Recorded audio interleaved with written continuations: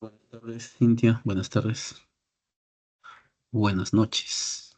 Hola, buenas noches, ¿qué tal?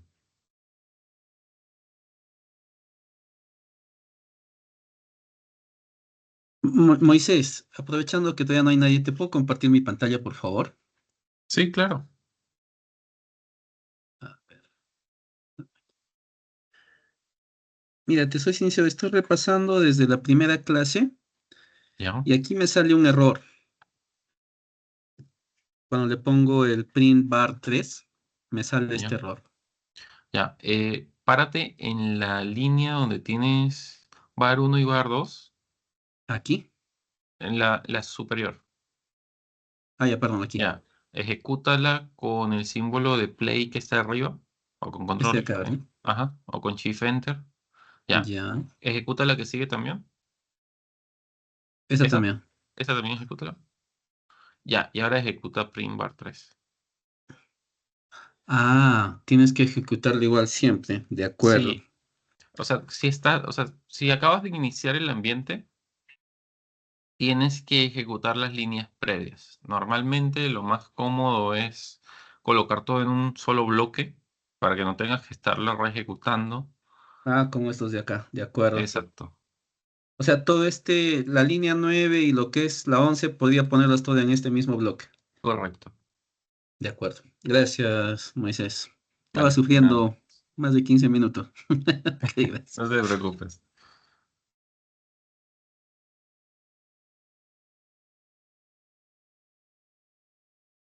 Yo debo empezar a compartir yo. A ver,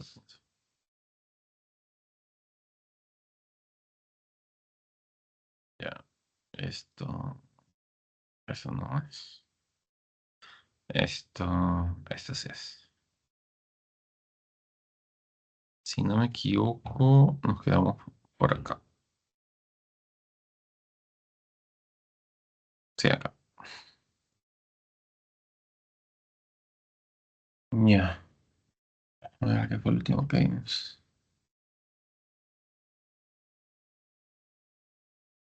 Ya, vale.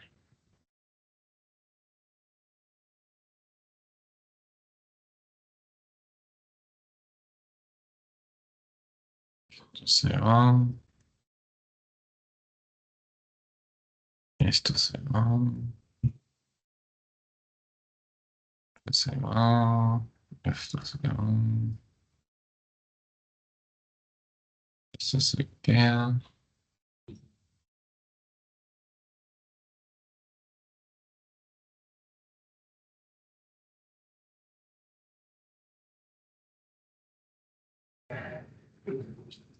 Y esto acá. Esto de por acá. Esto. Ah, y ya. Esto. Ya. Esperamos. Ya esperamos hasta las 7:40 y si no empezamos para que no tome mucho tiempo. Ok.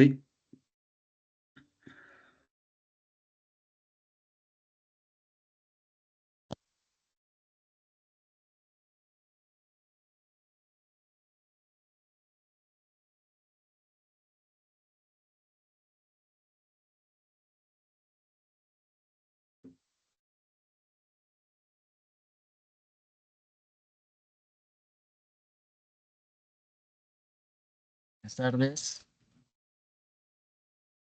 Hola, buenas tardes. Buenas noches.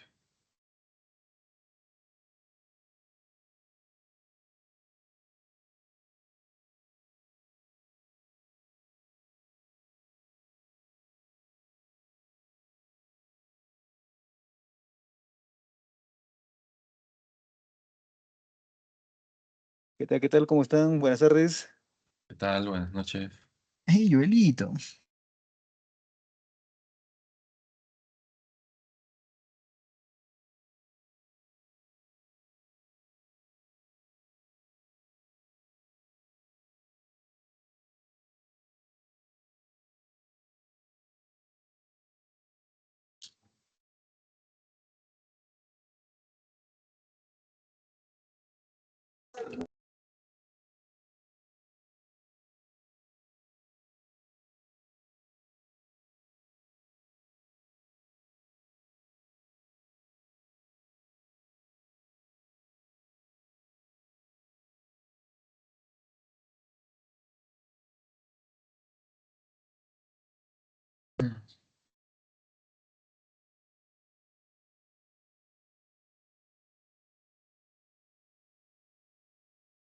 Bien, vamos empezando para que no se pierda mucho tiempo. Eh, ok, ya hasta la clase anterior, recapitulando un poco, hemos visto lo más básico del lenguaje, lo que es crear tipos de datos, lo que es manipular estructuras de datos. Hemos hecho diversos ejemplos de estructuras, creación de variables, manipulación de variables básicas. Y hoy vamos a tratar de cerrar todo lo que es operación sobre los datos para la siguiente clase empezar con manipulación con librerías de ciencias de datos, en este caso NumPy y Pandas. Bien, con eso en mente, vamos a continuar con la clase y vamos a hablar un poco de algunos errores que se pueden tener en Python, que se tienen más en el lado de la programación de aplicaciones, pero que puede causarles problemas cuando se hace análisis de datos. Esa característica viene con la palabra clave del. Del es una capacidad que tiene Python de eliminar un objeto de memoria. Eso es práctico en situaciones donde se está tratando de mejorar el performance del programa. Y eso es muy particular porque permite borrar cualquier concepto dentro del lenguaje. ¿A qué me refiero con cualquier concepto? Para recapitular de cómo volver a abrir el ambiente, recuerden que pueden abrir su Anaconda Navigator y con permiso de administrador o no, dependiendo cómo lo hayan instalado, lanzar Jupyter Notebook y si por alguna razón no les abre la web, pueden lanzar Anaconda Prompt. Por ejemplo, yo acá ya la tengo. Y necesitan escribir el comando o puede ser o Jupyter Notebook o Jupyter Server List y copiar, una vez que ejecuten, esta dirección que les va a aparecer en pantalla. Con eso vuelven a abrir su notebook y van a tener algo como esta ventana que yo tengo acá. Bien, acá tenemos todos los ejemplos de la clase anterior. Moisés, una consulta. Sí, sí. Eh, ¿Cómo sé que estoy como administrador cuando abro el Jupyter? Ah, En la ventana que tú ya estás ahorita, ¿cómo podría saber si estoy como no. administrador o necesariamente siempre voy a entrar por En el prompt? en esta ventana no lo puedes saber. Primariamente lo ideal sería es que siempre que la abras, si tú eres administrador de tu equipo, porque depende cómo instalaste el Anaconda Navigator, y que lo ejecutes como administrador.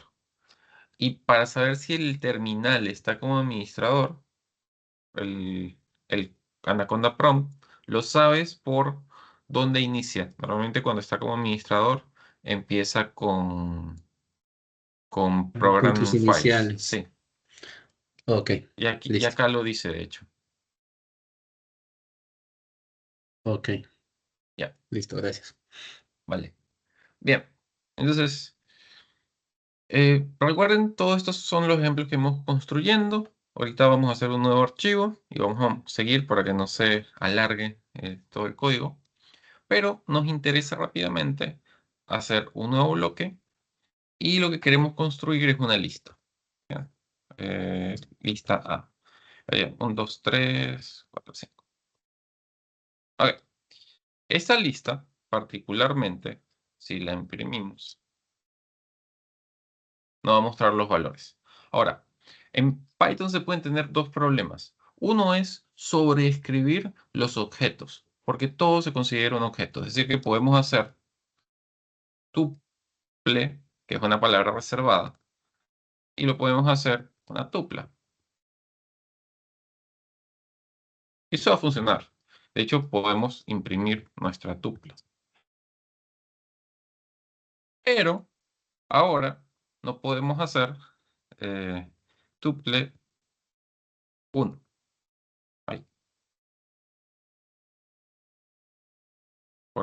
Es decir, tratar de acceder a uno de esos elementos. Sí, perdón, lo que no podemos hacer, disculpen, lo que no podemos hacer es convertir datos con tupla. Porque si tratamos de convertir lista a una tupla, nos va a dar un error de que este tipo no existe. Y ese tipo no existe porque sobreescribimos el nombre. Y vamos a tener ese problema a nivel general hasta que volvamos a inicializar el ambiente. Todo el ambiente porque dañamos la sesión. Ese es uno de los problemas de Python. Y lo otro que podemos hacer es usar del. Voy a crear una nueva caja para esto. Del nos permite eliminar un objeto. Es decir, que yo puedo eliminar lista. Bien. Y si yo trato de... Voy a crear una nueva cajita. Si yo trato de hacer print de lista, lista ya no existe. Porque fue eliminado. También puedo hacer de list, el tipo de datos. Y si trato de hacer, por decir algo, list de un set, 1, 2, 3,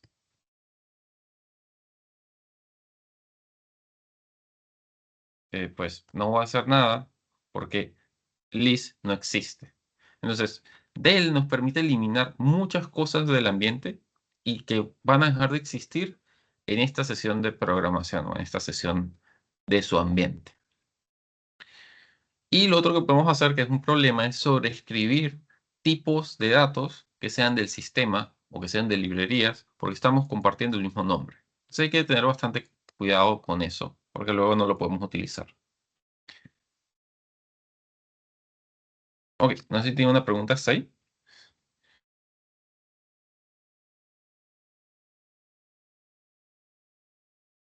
Ya vean. En Python hay un grupo de palabras reservadas. Todas estas palabras reservadas que les voy a presentar no se pueden sobreescribir porque son del sistema. Y normalmente cada palabra reservada tiene una función. Las que vamos a estar viendo el día de hoy primariamente son, por ejemplo, if, elif, else, for, while y yield. Y otras que hemos visto de acá, que hemos visto, no, todavía no hemos visto ninguna. ¿Ok? Cada palabra reservada tiene una función. Acá en la diapositiva le estoy dejando cada una de las funciones, pero las vamos a ir profundizando conforme vemos todo el lenguaje. Y bien, y algunos problemas que pueden tener con Python, dependiendo de cómo estén trabajando, es que normalmente el código se separa con nuevas líneas y eso cambia según el sistema. Lo vemos en el editor de texto. Ahí mi editor. Ya. Lo vemos en el editor de texto con la siguiente línea. Siempre el fin de línea es el final de una sentencia. Y normalmente a todas las líneas se les llama sentencias.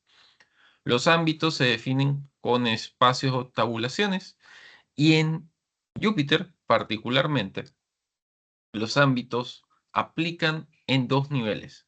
Es decir, si nosotros tenemos una línea como esta, que dice print de z, y Z no se ha ejecutado o no existe, nos va a causar un problema. Entonces, siempre primero se tiene que ejecutar el bloque que corresponde. ¿Por qué no ejecutó? Ahí. Ah, no ejecutó porque dañé el ambiente. Un segundo.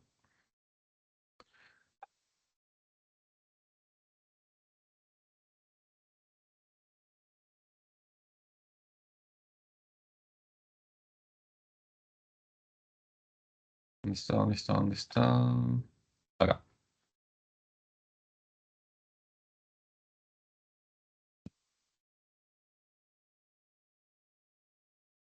De hecho, Pueden ver los errores que está botando el sistema acá, cuando sobreescribimos algunos valores, porque afecta todo el entorno. Entonces, en teoría ya debería estar bien.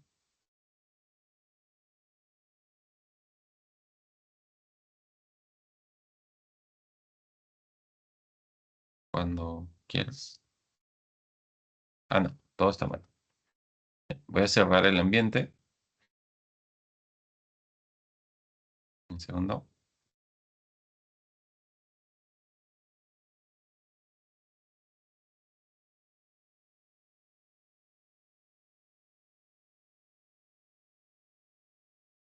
Aquí. Siento que el ejemplo de dañar el ambiente funcionó demasiado bien. Así que vamos a volver a abrir todo.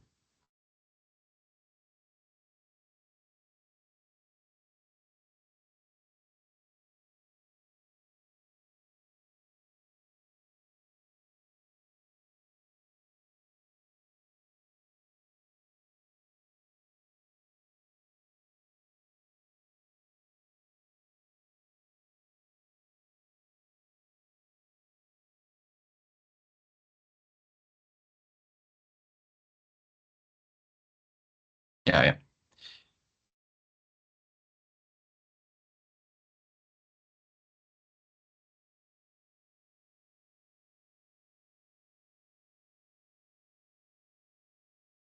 Ahí. Estamos bien. Clase, módulo.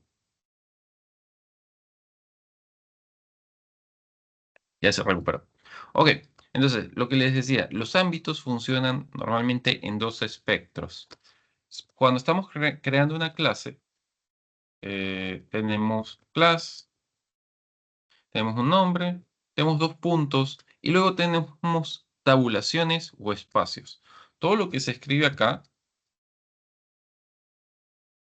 es parte de la clase hasta que se deja de percibir espacios, tabulaciones, y vuelve a ser parte general del ámbito. Lo vamos a ver con los for's, con los if, que lo vamos a ver a continuación.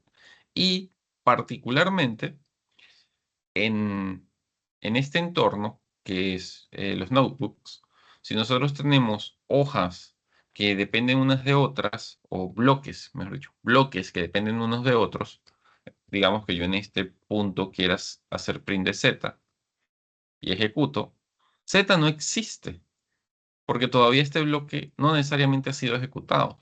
Cuando yo lo ejecuto, ahora sí existe en todo mi cuaderno, y cuando yo ejecuto este segundo bloque, ya está. ¿Ok? Los ámbitos son peligrosos en los cuadernos porque el cuaderno recupera la sesión cada vez que se inicializa. Cada vez que salen y entran, tienen que volver a ejecutar toda la hoja, básicamente. Lo más sensato normalmente es guardar todo el código que les interesa en un solo bloque. Y según sus análisis, pueden hacer que un bloque dependa de otro. Eso lo vamos viendo conforme avancen las clases. Ok. Ah, ¿qué otro tema se puede ver? Dependiendo de cómo están trabajando, se puede usar espacios o tabulaciones. En general, o es más estándar y tiene menos problemas usar 4 espacios como indentación. Y se sugiere no cambiar horizontalmente una línea mayor a 79 caracteres. Pero eso es cuestión de su gusto como desarrolladores. Y por último es que para continuar en la siguiente línea una sentencia lo pueden usar el carácter de barra. Es decir, que podrían hacer algo como algo así. Ya. Esto sigue siendo válido, porque lo que está diciendo es que continúa en la siguiente línea. Y bien, entonces, en general, a nivel macro, ya con esta primera parte pueden hacer estos 3 ejercicios. Esos 3 ejercicios, lo ideal es que ustedes lo hagan en su tiempo. Es un programa, en este caso una función que reciba 2 valores y los sume, un programa que reciba 2 textos y los concatene, y un programa que reciba una cadena y la invierta. ¿Ya? Como esta clase, como este módulo es más corto, digamos, todo este curso es corto, son 18 horas. No podemos tomar mucho tiempo para hacer cada ejemplo, pero los pueden ir avanzando y me lo comparten para yo apoyarlos si tuvieran algún tipo de problema. Y bien, aparte, esto se tiene que volver 10.000. Les quiero hablar un poco de Git, porque yo les voy a compartir todos los códigos que estamos trabajando en un repositorio de Git, que es este que tengo acá. Hoy. Bien, entonces ustedes van a poder acceder a este URL y que les voy a compartir por el chat, bajar todos los datos y siempre van a tener una copia de mi carpeta. Si no saben qué es Git, Git es un versionador, es un controlador de versiones que fue hecho para el core de Linux, siempre lo tienen casi todos los sistemas Linux. Se debió haber instalado en su distribución de Anaconda, pero si no, igual lo checamos. En particular, Git lo que permite es versionar código, ir trabajando sobre él iterativamente y les funcionan en sistemas que son basados en archivos de texto. Anaconda o los servidores de Jupyter se pueden prestar como un servicio PaaS, como un servicio, como un software, como un servicio. O se puede hospedar todo para una empresa y que todos los científicos trabajen ahí. Pero eso es costoso. Normalmente, en muchos equipos, lo que se hace es que cada quien en su equipo levanta sus sesiones de Jupyter y se comparten los archivos por correo, por chat, por un servidor de archivos. Usar Git es una buena alternativa que les sirve para sus grupos de datos. Con consideración y conciencia que a veces muchos de sus datos son confidenciales y si los suben a un repositorio público, probablemente el Internet va a tener acceso a sus datos. Lo que se suben son las estructuras y la lógica, pero se evita subir los datos.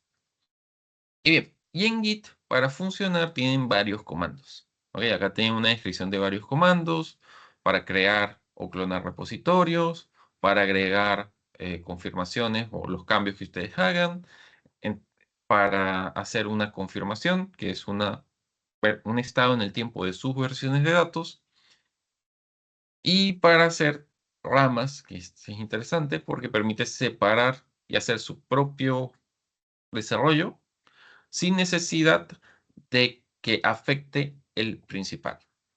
Acá pueden ver, van a tener todos los comandos, pero lo más importante es esta diapositiva.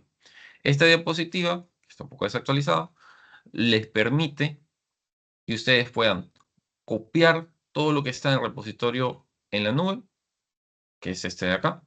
Todo lo que tienen que hacer es copiar este comando. Básicamente puede ser desde cualquier terminal, por ejemplo este terminal, y clon.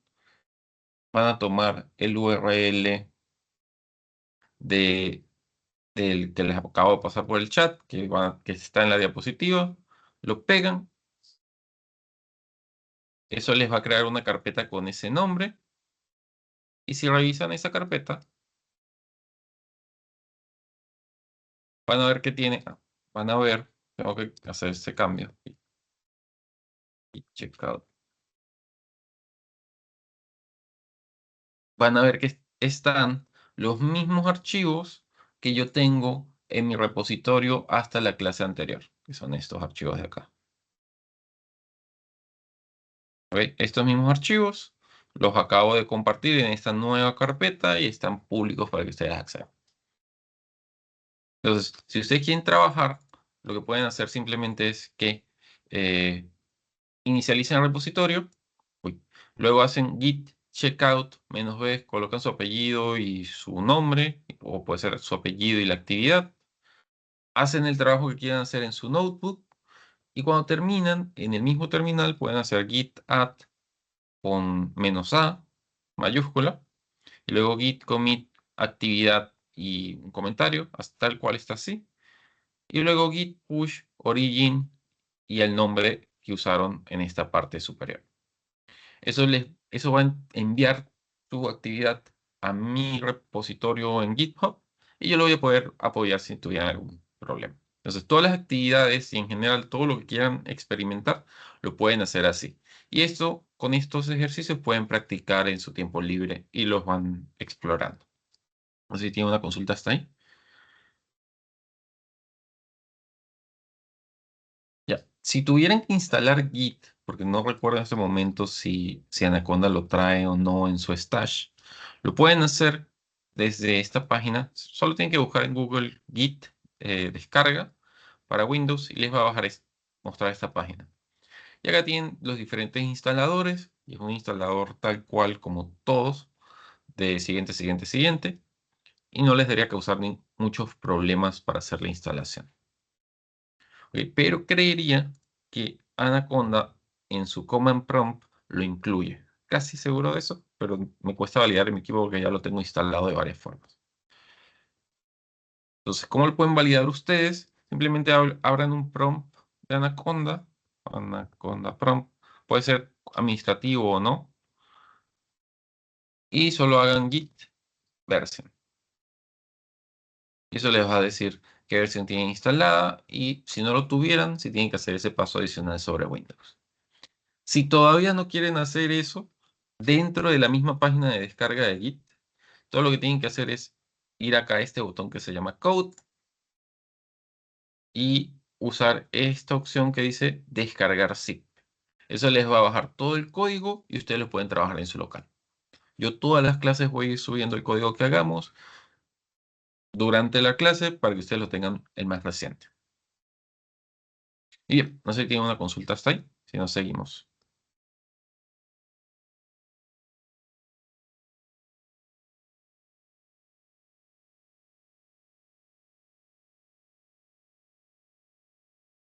Ok, entonces seguimos. Bien, lo que nos toca hablar ahora son estructuras de control. Las estructuras de control se dividen en dos grupos, condicionales e iterativos. Los condicionales nos permiten hacer caminos lógicos en nuestro código. Los caminos lógicos se hace la condición con la palabra reservada if, que se traduce así. Y el si o el if lo prosigue una condición. Esa condición o esa operación lógica debe devolver verdadero o falso. Cuando es verdadero, se ejecuta el bloque de código que sigue a continuación.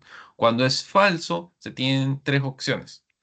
O se hace otra comparación, o se hace una comparación por defecto, es decir, si se ejecuta, si esto es verdadero y si no, ejecuta esto, o no se hace nada.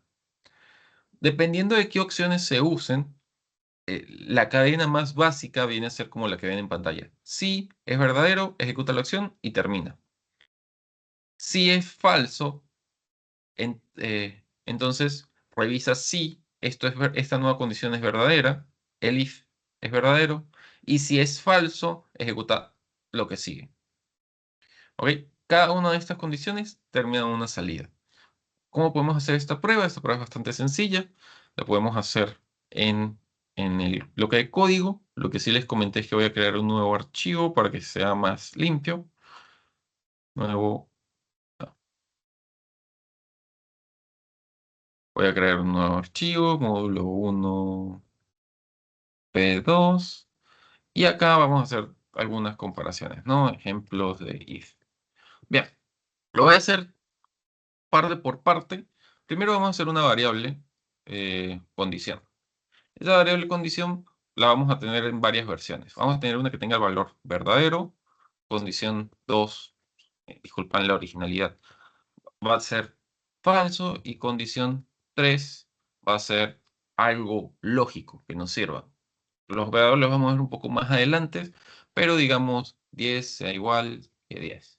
Se vuelve verdadero. Entonces, si vamos a usar la palabra clave. Vamos a colocar una condición. Se puede escribir sin paréntesis, pero yo tengo la costumbre de usar paréntesis para separarlo. Si condición, dos puntos. Esto va a crear un bloque de código, va a crear un pequeño enlace. Vamos a escribir la condición.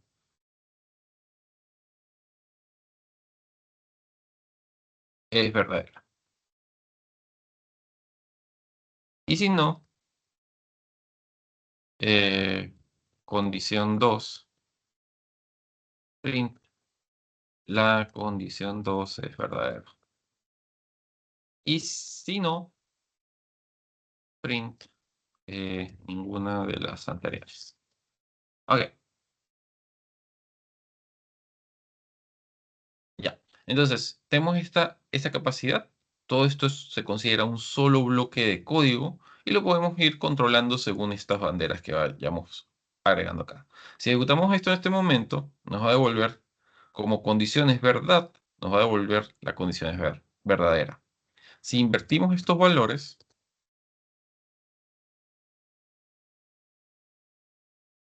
nos va a decir ahora que la condición 2 es verdadera. Y si las dos primeras condiciones son falsas, nos va a decir ninguna de las anteriores. Eso es tan sencillo como puede ser los if. El principal bloqueo, dependiendo de su experiencia en la programación, puede ser la lógica, la parte de lógica. Pero una vez que la dominen, es lo que necesitan para hacer cualquier análisis o programa. No sé si tienen una pregunta. Si no, vamos con el siguiente. Ok. Entonces, los condicionales pueden ser de dos tipos. Como acabo de decir, puede ser un bloque, el bloque tal cual, o puede ser encadenado, o puede ser independientemente uno del otro. Es decir, ninguna de estas condiciones se va a ejecutar si la anterior o la que sigue se ejecuta. Pero si hacemos algo como if true, print, desencadena 1, if true, print, desencadena 2, if true,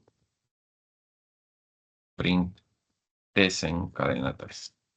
Ok, tenemos esas tres if. La diferencia entre este if y este if es que cada uno de estos es independiente del anterior.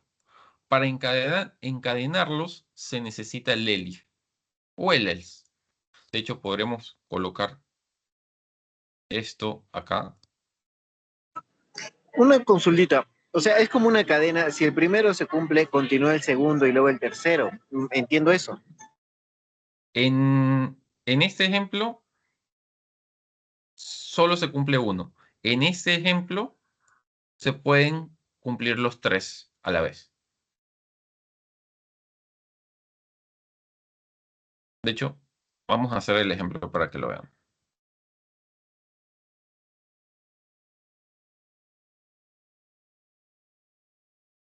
Bien, acá siempre se van a cumplir los tres, porque cada uno es independiente del otro. ¿Se ve? Lo que permite que cada uno entre es su condición. Pero a diferencia de esta sección, que solo se va a ejecutar uno, no importa, solo se va a ejecutar el primero que sea match, no importa cuántos haya. Es decir, podemos tener varios elif.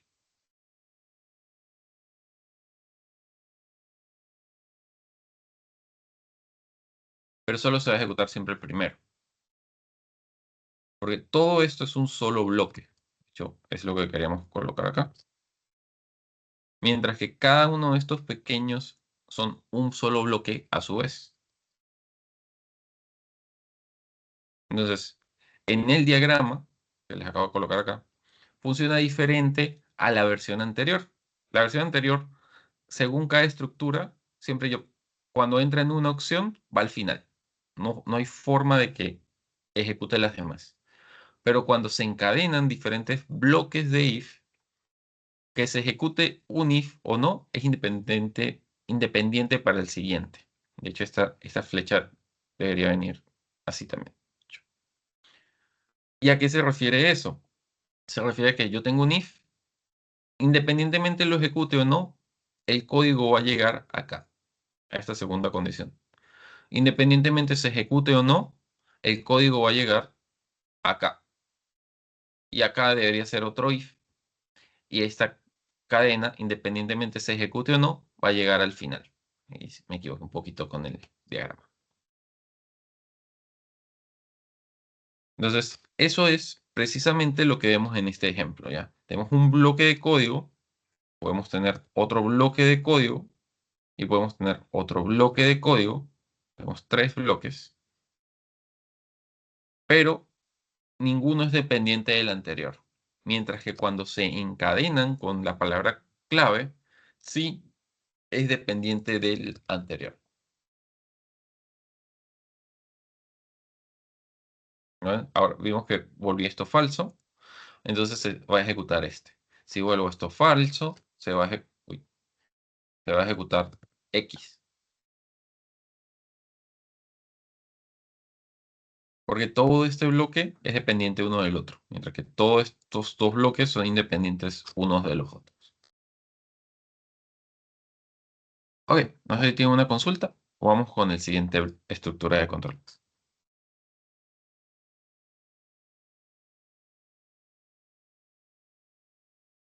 Bien, los if, los condicionales, son los día a día de cualquier programador, independientemente de su rama de programación. Luego tenemos los ciclos o los bucles. Los bucles nos permiten ejecutar bloques de código hasta que se cumple, mejor dicho, mientras que se cumple una condición. Hay dos tipos de bucles en Python. Hay whiles y hay fors. ¿Cómo funciona cada uno? Bueno, en general, ¿cómo funciona? El programa inicia, se tiene una pequeña condición, se evalúa si es verdad.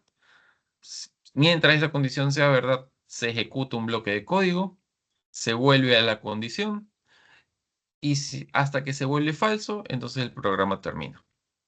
Eso lo tenemos de dos formas. Lo tenemos con for, que funciona con colecciones, y lo tenemos con while, que funciona con condiciones. Vamos a empezar con el while, que es el que corresponde al diagrama.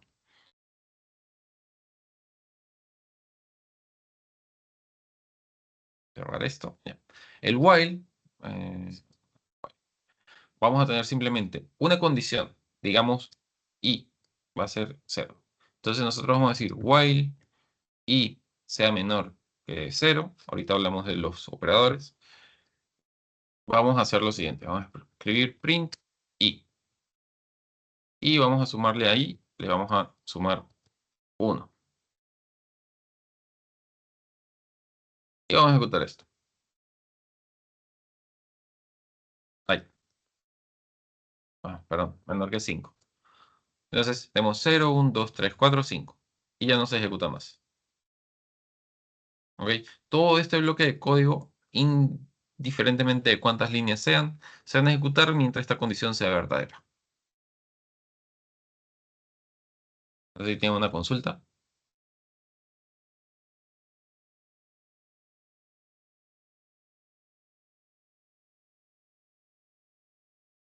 Ok. Luego tenemos la segunda estructura que está en las diapositivas, que es el for. El for funciona con colecciones. Listas, tuplas, sets. Listas, tuplas o sets, sí. Y eh, de los ejemplos que les mostré, recordemos que las listas se crean con corchetes. Las listas particularmente se pueden acceder con un índice, porque son datos agrupados, mutables.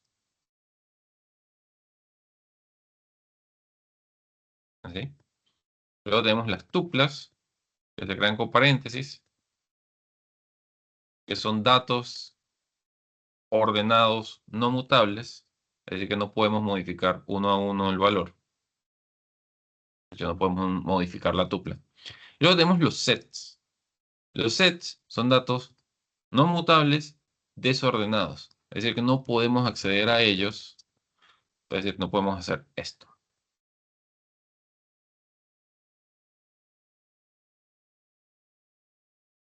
¿Ok?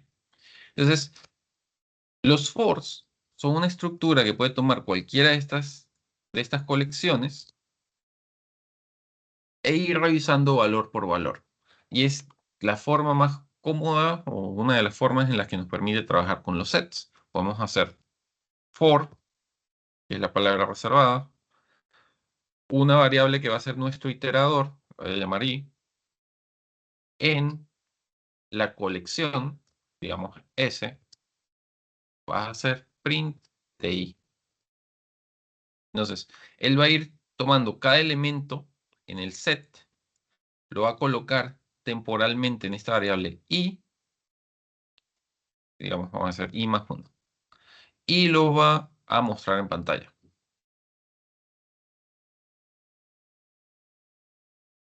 ¿Ok? ¿Qué es lo que vemos acá? Bueno, déjenme comentar esto para que no ensucie el ejemplo. Ya, y vemos 2, 3, 4, 5. Ya, pero no podemos hacer i igual a i más 1. No deberíamos. No deberíamos poder. Porque en teoría los sets son inmutables. Es decir, que el valor en el set no lo deberíamos poder cambiar. De hecho, ¿qué pasa si hacemos print de S acá? Ya ven, se van a dar cuenta que el valor en I se está modificando durante la ejecución, pero el valor en la S nunca cambia. Si hiciéramos esto con L, en una lista, debió haberlo modificado, pero obviamente el ejemplo el ejemplo me quiere dejar mal. Bien. Ya. No sé si tiene una consulta hasta acá. Tenemos for que nos permite iterar una colección y tenemos while que nos permite iterar durante una condición. Cada uso tiene en cuenta según qué estamos haciendo.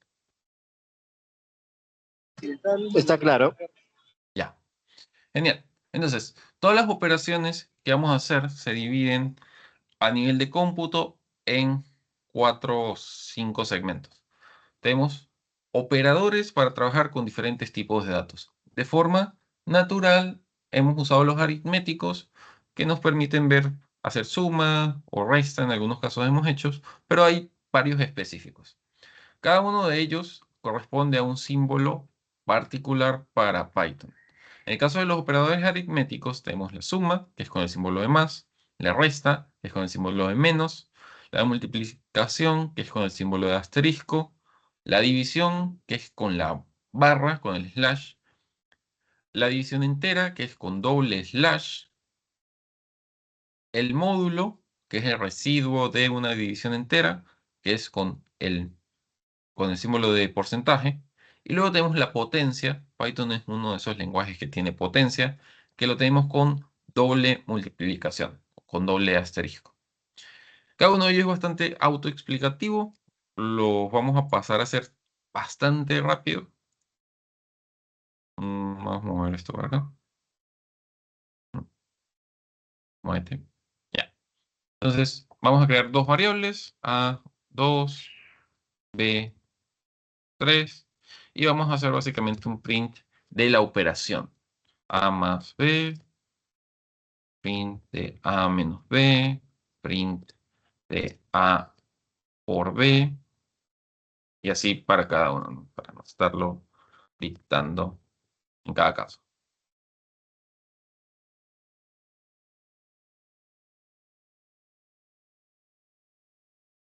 Ok, entonces tenemos todas nuestras operaciones: suma, resta, multiplicación, división, división entera, módulo,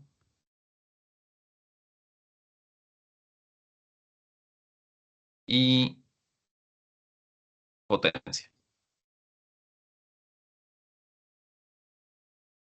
Ya, y acá simplemente tenemos la operación, ¿no?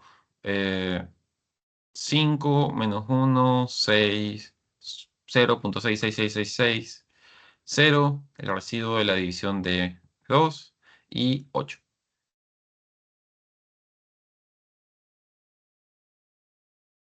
Ok, esos son los operadores aritméticos. Son los más básicos, son los que nos permiten hacer la transformación de datos más sencilla, que es la aritmética. No sé si tienen una consulta, si no, seguimos con el otro grupo.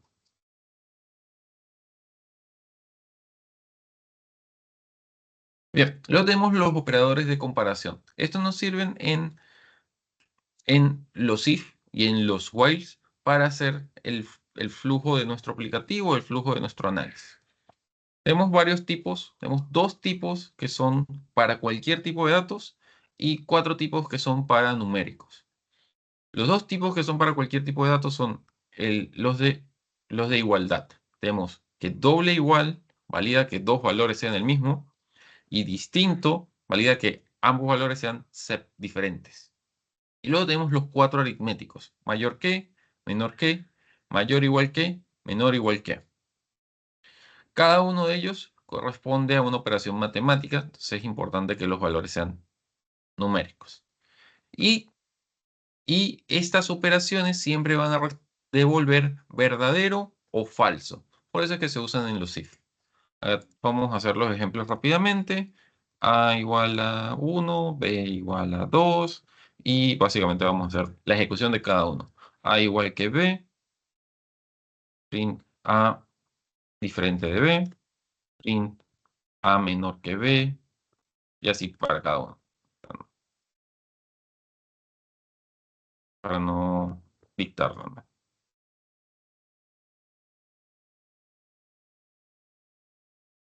Ok, entonces, sí, vamos a ver que cada uno devuelve verdadero o falso según la operación. Entonces, A no A es 1 y 2 y B es 2. No son iguales, por lo tanto devuelve falso. Son diferentes, por lo tanto devuelve verdadero. Uno es menor que el otro, sí, devuelve verdadero. Uno es mayor, A es mayor que B, no, devuelve falso. A es mayor o igual que B, no, devuelve falso. Y A es menor o igual que B, sí, devuelve verdadero. Y así para cada uno. Los de igualdad, o los matemáticos numéricos, importan cuando es mayor, igual o menor que, porque si es igual, mayor o igual, o menor o igual, siempre devuelven verdadero, mientras que es mayor que o menor que, sí es importante la diferencia. Y los números siguen siendo, en este caso ya cambiado a ser el mismo, por lo tanto esto devuelve igual, y ya no son diferentes, por lo tanto esto devuelve verdadero. ¿Es tan racional a la matemática clásica como podemos? No sé si tienen una consulta hasta acá.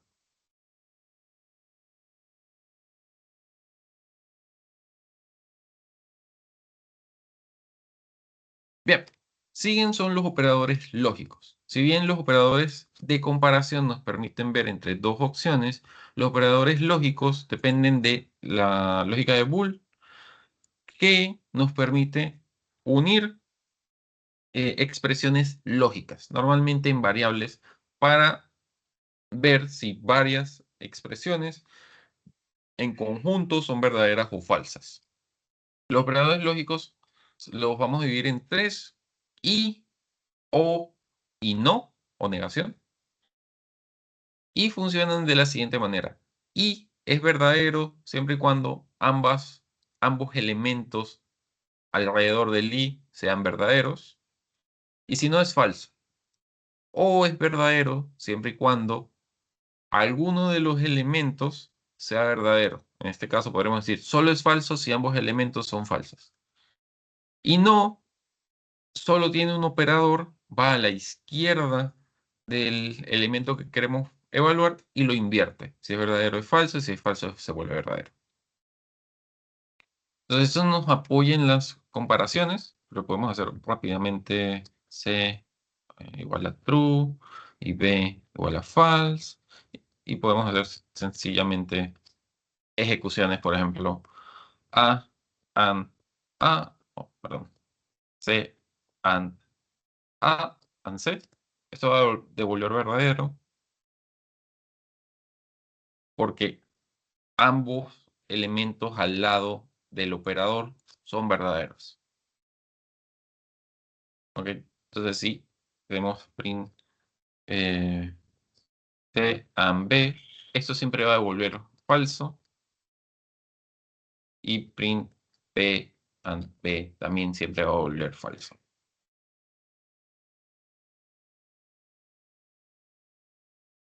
Esto es operador y. Ok, el operador va en minúsculas, eso es importante. Ok, luego tenemos el operador OR. Esto lo que nos indica es que puede ser cualquiera de las dos opciones, puede ser verdaderos para que el resultado de la operación sea verdadero. Tal caso, print A, C and C devuelve verdadero. Print C and B devuelve verdadero. y print B and B devuelve falso. Ay, perdón, esto es OR, esto es OR y esto es OR. Ahora sí. Ok, y luego nos queda simplemente el NOT. El NOT invierte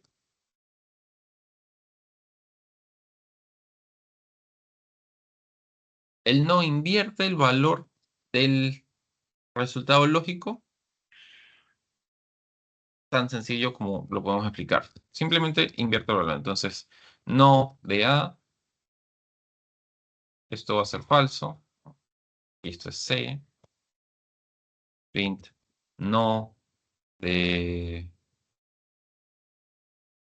B, esto es true, y print not de C, esto es verdadero.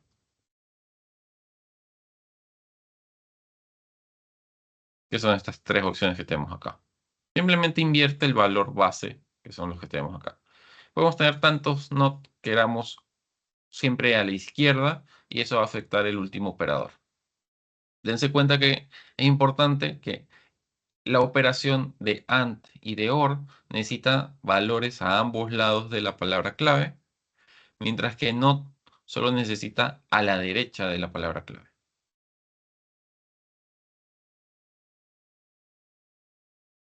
Ok, luego nos quedan varios operadores particulares. Recuerden, pueden interrumpir, pues quiero aprovechar el tiempo.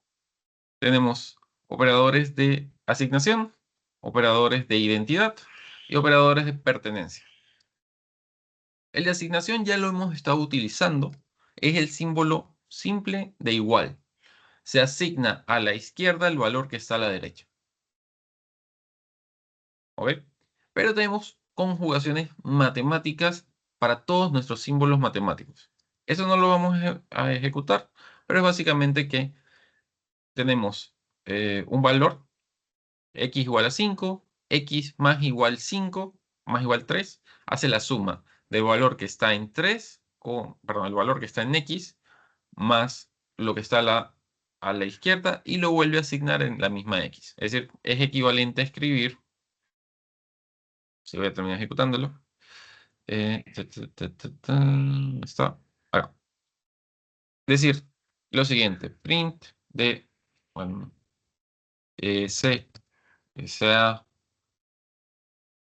4 y c más igual 5, es equivalente a escribir c es igual a c más 5.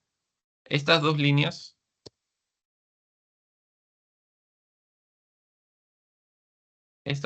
son exactamente iguales para fines del sistema. Entonces, se puede hacer algo tan sencillo como esto.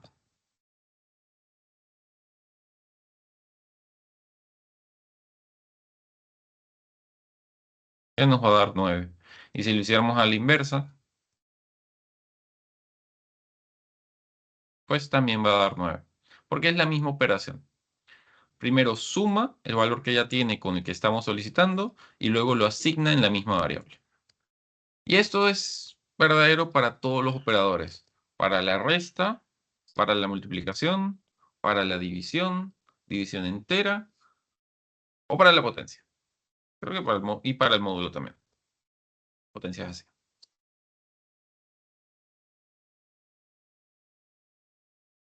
Ok, esos son operadores de asignación. Siempre el más básico es el símbolo de igual. Y luego tenemos los matemáticos. Tengan en particular conciencia que solo funciona con los matemáticos y con números. Luego tenemos los operadores de identidad. Estos nos sirven para saber si dos valores son iguales o apuntan a la misma dirección de memoria. En general, que tienen el mismo valor. Y eso lo podemos hacer es con una comparación como esta, ¿ya?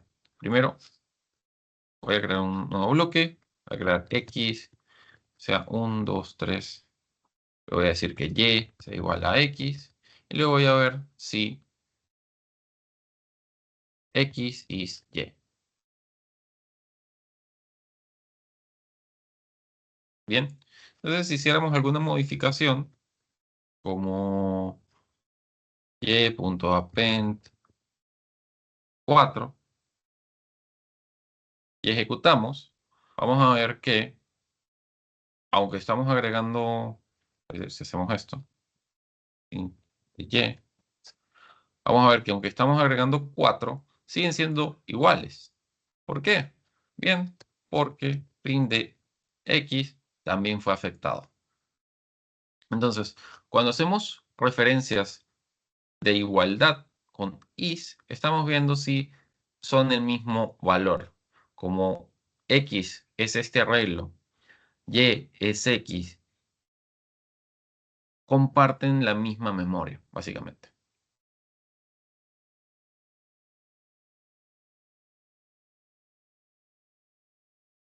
Ok. Is también tiene su connotación, pero va a la derecha, es decir, que va de esta manera. X is not Y, nos va a volver false. ¿Cómo podríamos hacer un ejemplo donde sean diferentes? Podríamos hacerlo estos tuplas. Las tuplas ya no nos permiten hacer esta operación, así que tenemos que hacer Y más 4.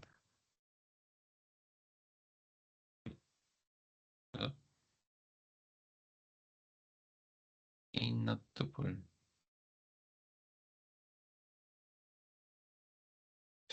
Moisés, disculpa que te interrumpa. Sí, por favor.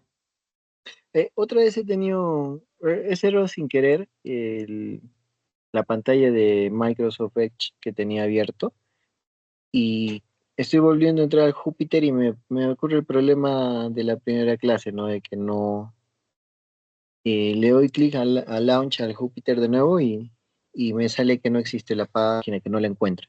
Ya, claro. Abre un prompt. Ajá, Escribe Jupyter Server List.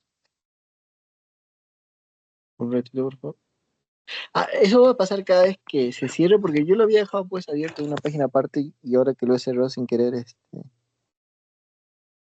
Bueno, no siempre va a pasar, pero puede ser que pase algunas veces. ya. Pero cuando haces este Jupyter Server List desde un Anaconda que tenga administrativo,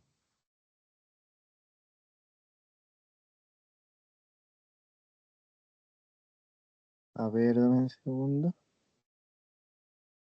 te va a mostrar todos los servers que están activos porque necesitas este token para acceder.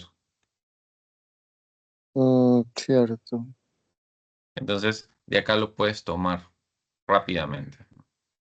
Jupyter Server List. Copias esto en el browser y ya te debería dejar navegar sin problema. Ok, el último, ¿no? O sí, puede ser cualquiera. Acá vas a ver dos temas. Vas a ver el puerto y vas a ver en qué carpeta está virtualizado, ¿no? Ustedes deberían tener solo el primero o varias copias del primero, que siempre apunta a su Sí. carpeta de usuario.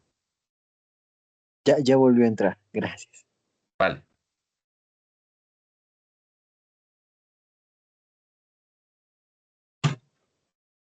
Bien.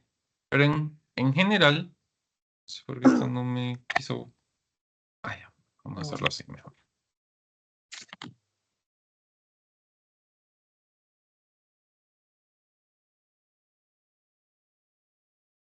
Ya ven. Por ejemplo, si hacemos así la transformación, donde decimos que X es una lista, Y es igual a X, y Y, que es una lista, una copia de X, se le agrega un elemento 4, esto es una reasignación de memoria. Entonces, ya ahora X no es igual que Y, porque ambos son diferentes. ¿Ok? Entonces el list funciona para ver si son del mismo valor o para ver si son diferentes.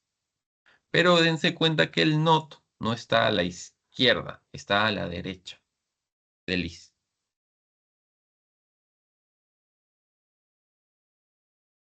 Ok, luego tenemos el operador de pertenencia. Es muy similar al list, trabaja con listas primariamente y lo que nos deja saber es si un elemento es parte de la lista.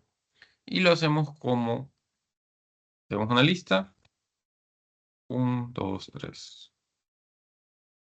Y lo que queremos hacer es, si un número está en la lista o si no está. O si no está. Ah, no, este es a la izquierda. Moisés, una consulta. En el anterior, el X igual a corchete, 1, 2, 3, todo eso, lo he corrido y me sale igual true. Y en el segundo, la segunda, el segundo comando de resultado que sale, yo tengo solo 1, 2, 3 y en el tercero 1, 2, 3, 4. Algo, no, he puesto al revés X y Y. Ya, no, perdón, no dije nada, disculpa. Ya, vale. Sí, sí. Pertenencia. Ya, bien. Tenemos estas dos opciones. Identidad nos deja ver si la variable es la misma y pertenencia nos deja ver si un valor está dentro de una colección. Sobre las opciones de por qué este es is not y este es not in, es más un tema de semántica y de diseño del lenguaje.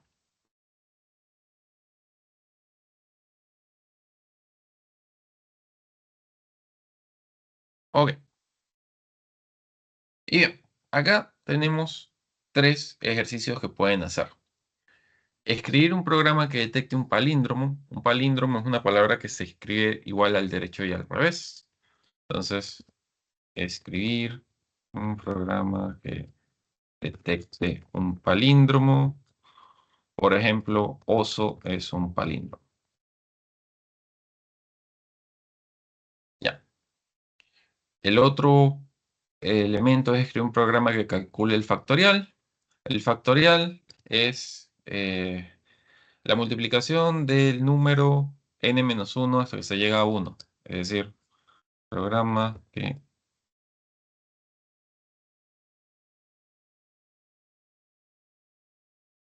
Por ejemplo, el factorial de 5 es 5 por 4 por 3 por 2 por 1. Y finalmente, escribir un programa, en este caso programas pueden ser bloques, que haga la ecuación de Einstein. Esa ecuación es la masa, no, la energía es igual a la masa por la velocidad al cuadrado, ¿no? mc al cuadrado. mc cuadrado. ¿Ok? Entonces, con todo lo que hemos hablado, deberían ser capaces de hacer cada uno de estos elementos. ¿Bien?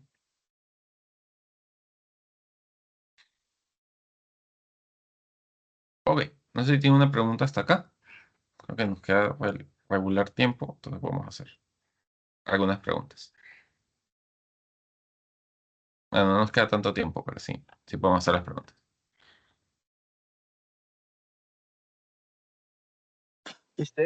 ¿Podríamos darle un check más a los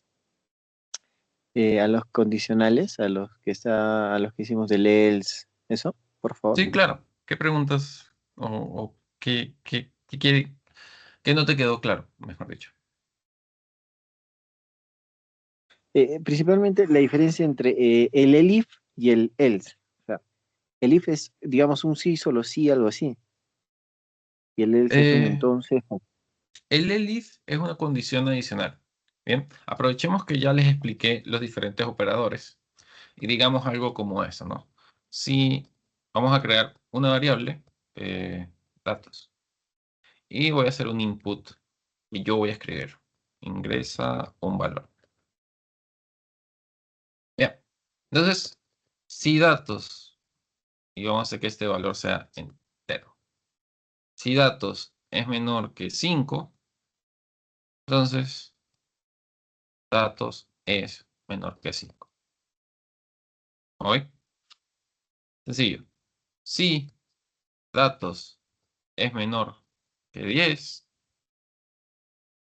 perdón, elif, print datos es menor que 10. Elif, si datos módulo de 2 es igual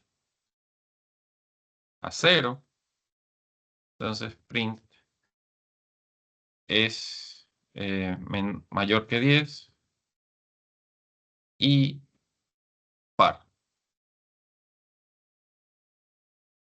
Y si no, es impar mayor que 10. Ok. ¿Qué vamos a ver acá? Que solo una de estas opciones se puede ejecutar. Bien, yo puedo simplificar esto haciendo algo así. Si datos es menor que 5, y acá vamos a decir que datos es mayor que 10. Bien, entonces acá solo hay dos opciones. ¿Qué pasó? Me faltan los dos puntos. Ya, acá solo hay dos opciones. O es menor que 5 o es mayor que 5.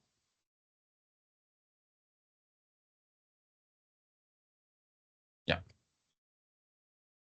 bien, mayor o igual que 5. Entonces, si yo coloco 5, me dice que es mayor que 5. Mayor o igual.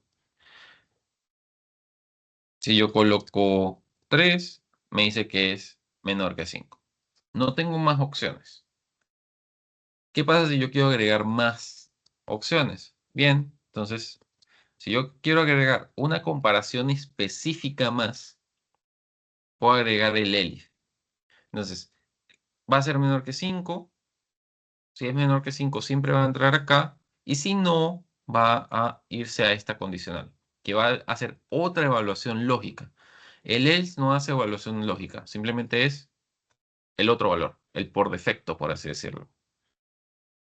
Entonces, si hacemos el mismo ejercicio y coloco 9, ahora voy a entrar en este bloque.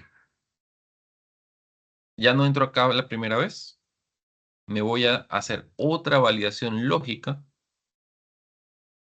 Y si fuera el caso, que el número es mayor que 10, y coloco 20, voy a entrar en esta otra comparación. Pero esta comparación no tiene una operación lógica que la respalde. Simplemente no fue ninguna de las anteriores. No sé si se explica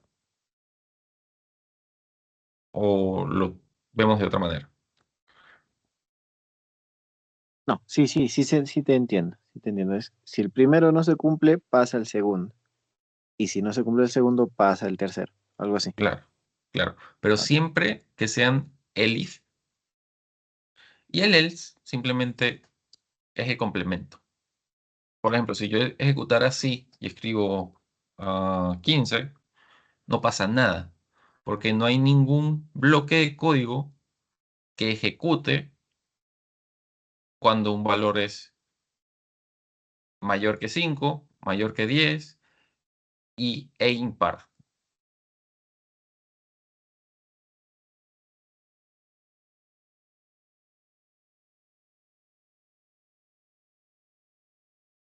En este caso es es el else. Otro temita importante que tienen que tener en cuenta cuando hacen if de esta manera es que siempre el primero es el que se ejecuta. Bien, por ejemplo, si yo cambio el orden de estos así, este bloque no hay forma de que se ejecute porque esta condición incluye esta condición. Entonces, no hay una forma lógica, no hay una forma posible de que el código llegue a esta acción. Nunca. No importa qué valor se escriba. Es decir, si escribimos 9, bien. Si escribimos 4, bien. Si escribimos 7, bien. Siempre bien, porque siempre es menor que 10. Ahora, si escribo 15, me voy a ir directamente acá. Si escribo 14, me voy a ir acá. Pero no hay forma en el mundo en el que yo llegue a este bloque porque esta condición incluye esta condición. Por eso lo hice incremental al inicio. Ah, ok. Tendría que ser... ya. Siempre del más específico al más genérico, cuando hagan cadenas de if.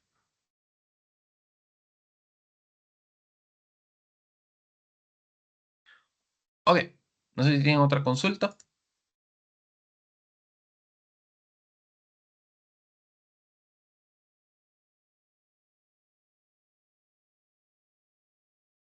Bien, entonces podemos ir con las funciones, que es la parte final de esta clase. Las funciones, en general, lo que permiten es crear o generar. Eso lo voy a hacer en otro archivo.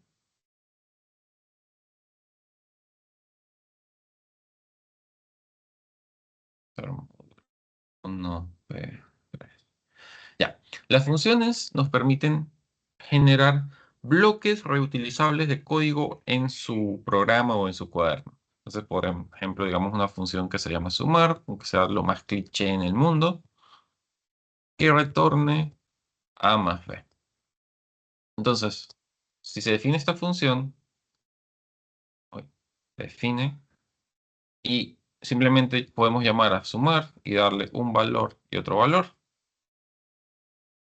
nos va a generar la suma. Las funciones se definen con def, un nombre y paréntesis. Y entre paréntesis, separados por coma, van los parámetros que puede recibir la función. Las funciones no necesariamente tienen que retornar, no tienen que recibir parámetros, ni necesariamente tienen que retornar valores. Entonces, se puede hacer una función como ah, ah, ver, o mejor saludar. Y saludar simplemente escribe hola. Entonces, si alguien ejecuta saludar, le devuelve hola. Pero las funciones simplemente pueden, fíjense que esto no devuelve un valor como tal, simplemente escribe en pantalla. Entonces podemos hacer algo más oculto. Vamos a hacer algo como x igual a 10. Y cuando ejecutamos saludar, no pasa nada. Porque está haciendo una asignación de datos, pero no lo podemos visualizar de ninguna manera. De hecho, si hiciéramos algo como print de saludar, tampoco va a devolver nada porque esta función no retorna un valor, a diferencia de esta. Y también podemos hacer firmas de funciones que se nos ocurren en un momento, pero no queremos hacer todavía. Simplemente podemos hacer pass. Y cuando ejecutamos nada, literalmente no hace nada. Porque pass simplemente significa termina y sigue de largo. Entonces tenemos estas características para una función. La función puede recibir los números de parámetros que ustedes quieran. De hecho, durante toda la clase siempre hemos usado una función predefinida que es print. Pueden ver que es una función porque se llama con los paréntesis. Seguido de los parámetros se pasan dos puntos que inicia digamos, define el inicio de la función. Vamos a ver que se agrega la indentación. Y acá nos deja escribir el código que queremos. Bien, una función puede ser tan compleja como queremos. Por ejemplo, supongamos que esto es una lista. Puede ser A, simplemente el nombre no importa y el tipo no importa en Python. Vamos a decir una lista. Y vamos a decir algo como for mm, eh, pivote cero, para y en lista pivote más igual y luego voy a retornar pivote. ¿Ok? Y ahora a nuestra función sumar le damos una lista. 1, 2, 3, 4, 5. Listo, tenemos una opción. También podríamos hacer algo como Esto es hacer la tarea, pero factorial. Que reciba un valor. Bueno, no es piensen ustedes.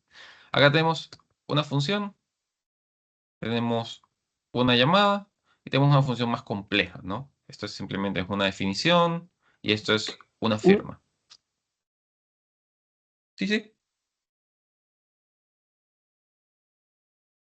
Una consulta, mira. Y he copiado la primera parte de esta, ¿no? De definir, sumar, lista, todo. Y me sale que sumar no está definido, pero sí le he puesto def. Incluso en el mismo bloque. Así. A ver, lo voy Ahí a está. juntar. Caramba. A ver si lo hago ahí. Ah, y ahora sí sale, ¿no? Pero a mí me sale 1.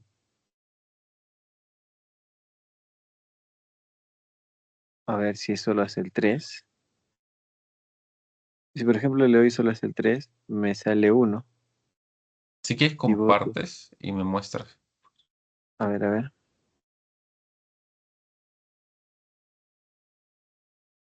Mm, En este nuevo, ahí es el dev.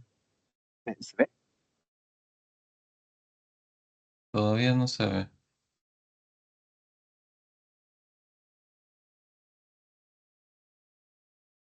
Oh, oh. Nada. A ver, una vez más. Y ya. ¿Se ve ahora? Sí, ahora sí se ve. Aquí. Def sumar lista, pivote 0, por i en Allá. lista, pivote más igual 1, retorno pivote y aquí, bueno, el rango de esto. Ya, Esto el ya no. problema es que el return está dentro del for. Colócalo al mismo nivel de los espacios del for. Ahí. Y ahora ejecuta. Ah, ok. Ujú. Ok, ok. No es como el SQL que no importan los espacios, aquí sí, ¿no? No, acá sí importan los espacios. Las líneas y los ámbitos se definen por los espacios. Ok, buen dato. Gracias. ¿Vale? De hecho, es justo lo que seguía a continuación. ¿Pueden ver mi pantalla? Sí, sí. Ya se puede ver, ¿verdad?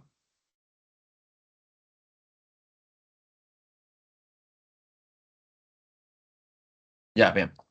El scope o la existencia de una función depende de su tabulación. Entonces, cuando llaman a un for, a un def, a un class o a un while o un if, los dos puntos inician un, digamos, un escaneo de tabs de ahora en adelante. Todo lo que esté dentro de los mismos tabs pertenece a esa función o a ese bloque. Cuando dentro de una función crean otro bloque, ese bloque tiene ahora su propia indentación, que es lo que pasa acá.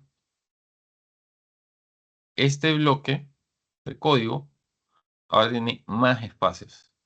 Y estos espacios pertenecen a solo lo que define esta función, pertenece solo a este pequeño ámbito. Para salir de este conjunto, de este bloque, tenemos que devolver los espacios y estar al mismo nivel que la llamada anterior, que la sentencia anterior. Y en particular, lo vemos acá. Toda la función tiene el mismo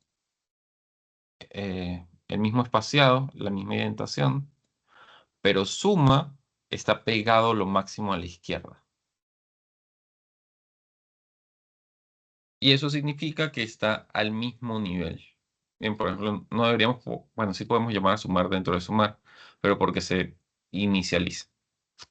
Es el siguiente punto de esta clase, la recursividad.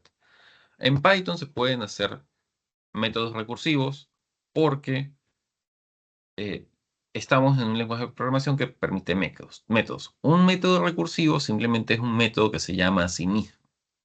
Podemos verlo como este ejemplo. Tenemos test recursive, iteración y si iteración es menor que 100, entonces llama iteración más 1, perdón, iteración, vas a retornar iteración más test recursive más iteración más 1. Entonces, cada vez, mientras que este valor sea menor que 100, se va a llamar a la misma función sumándole 1 al valor que haya recibido. Entonces, si yo inicio esto con 0, va a ver que es menor que 100, va a tomar el valor que es 0 más el resultado de la función. Pero esta vez que lo va a llamar, va a pasarle 1. Y va a hacer eso cada llamada. Eventualmente se va a dar, iteración va a ser 100, entonces va a devolver 0 y todas las llamadas se van a empezar a cerrar. Se lo podemos ver. Eso puede ser a veces elegante y puede ser a veces nada elegante, reemplazo de un for.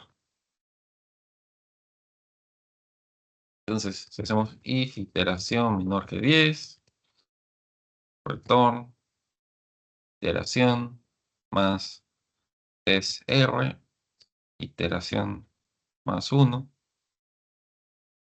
else, uy,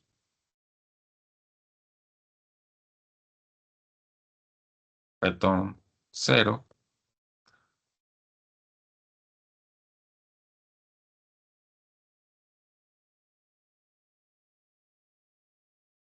Bien, vamos a ir viendo cómo se va manipulando la función. Cómo se llama como si fuera un for. No sé por qué devolvió 45. No, sí, sí, está bien. Bien, porque suma del 9 al 0, que es 45. Bien, y particularmente Python tiene un límite de cuántas iteraciones, cuántas llamadas puede existir en el flujo. Ese límite es 1000. Si hacemos que esta ejecución se ejecute más de 1000 veces,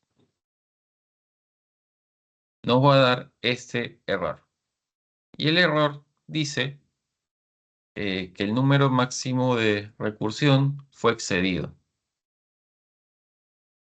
¿Ok? Este número es configurable en los ambientes, pero sepan que existe. Esto se le llama un Stack Overflow, que ustedes pueden generar cuando superan cierto límite que su ambiente tiene configurado. Esto evita que el sistema operativo falle, básicamente.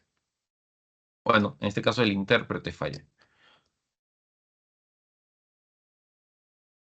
Ok, la iteración puede ser, perdón, la recursividad puede ser una capacidad bastante poderosa cuando se tienen grandes conjuntos de datos complejos. A veces los fors no son tan performant, es decir, no son tan eficientes. Entonces puede ser que la recursividad tenga sentido.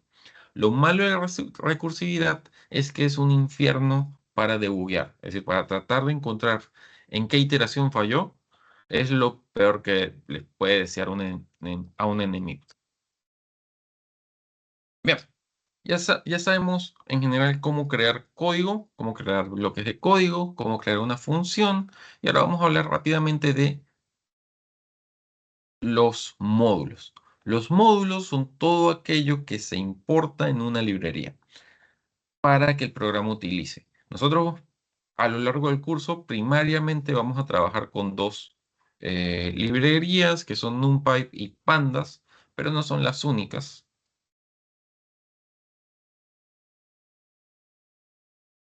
Y para usar una librería se tiene que usar import, el nombre de la librería, en este caso mat, que es la del ejemplo. Y ahora con mat podemos hacer opciones. En este caso creo que el ejemplo era square. Entonces, print de 16 nos va a mostrar 4. De 25 nos va a mostrar 5. De 81 nos va a mostrar 9. Y así, ¿no? Porque está calculando la raíz cuadrada.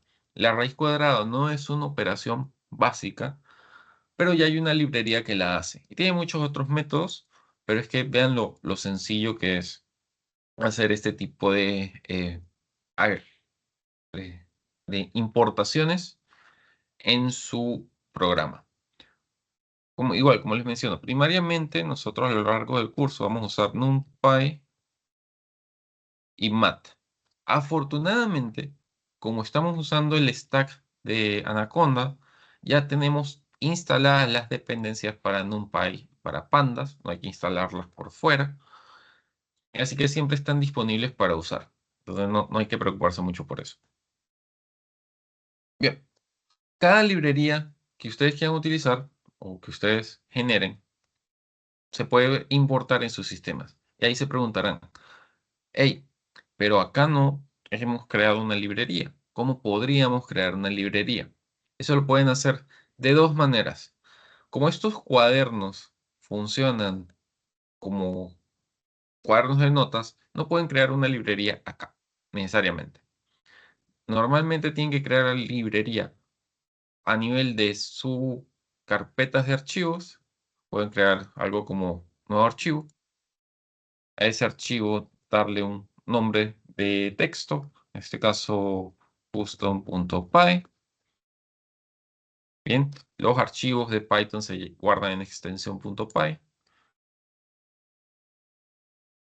Acá va a abrir un editor de texto para este archivo y rápidamente, ya estamos cerca con el tiempo, podemos hacer def sumar a y b, return a más b. Bien, salimos de acá. Ya sabemos que nuestro archivo está creado, guardado, etcétera. Debió haber estado guardado. Ya, bien, guardado. Vamos a crear o vamos a ir a nuestro ejemplo. Vamos a hacer un import de custom. Creo que le llamé custom. Ya. Y vamos a hacer un print de... le voy a cambiar el nombre. Un segundo. Sumar externo. Ya bien. Y acá vamos a llamar sumar externo 1 y 2.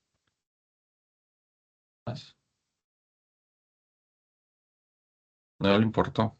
Qué raro. ¿Por qué no le importó? Bien.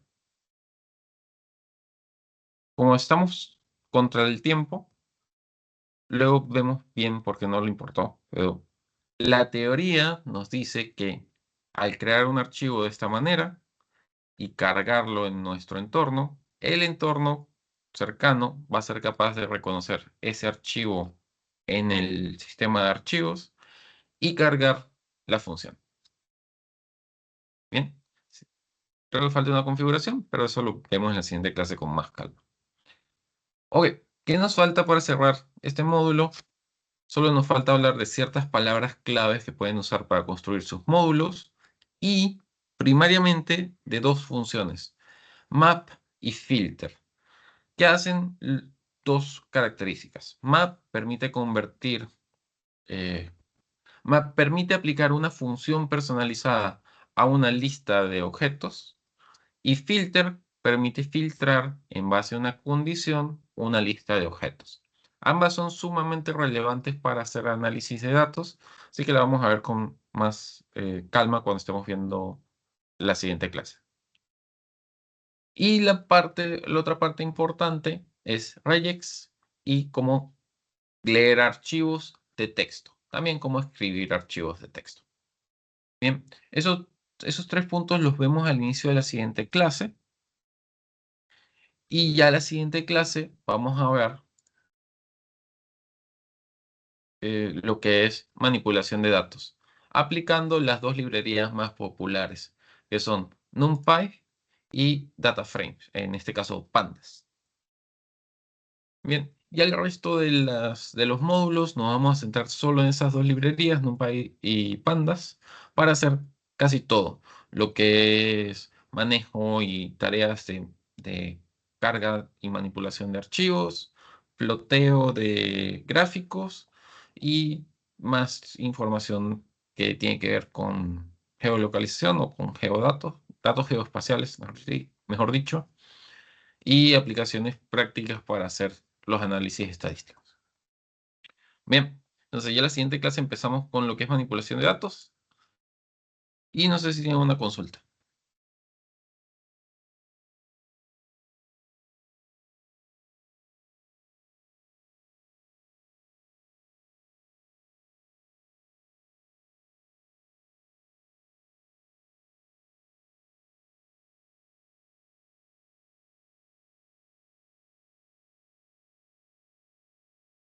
Bien, entonces creo que eso sería todo por hoy y nos estamos viendo el jueves para continuar con el curso.